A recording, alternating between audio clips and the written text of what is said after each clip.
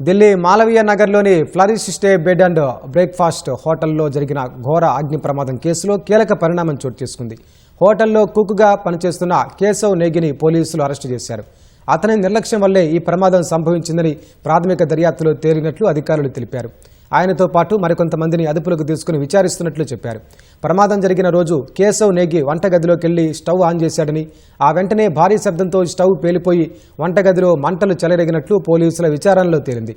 పేలుడు శబ్దం విని భయంతో కేశవ్ హోటల్ నుంచి బయటకు పరుగులు తీశాడని, ఈ క్రమంలోనే హోటల్ బిల్డింగ్కు సంబంధించి మెయిన్ పవర్ స్విచ్ను ఆఫ్ చేసినట్లు అధికారులు వెల్లడించారు. విద్యుత్ సరఫరా ఆగిపోవడంతో హోటల్లో ఉన్న తలుపులన్నీ ఆటోమేటిక్గా లాక్ అయిపోయాయన్నారు.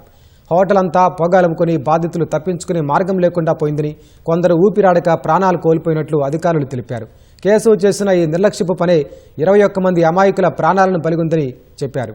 ఇప్పటికే ఈ కేసులో హోటల్ యజమానిని పోలీసులు అరెస్టు చేశారు.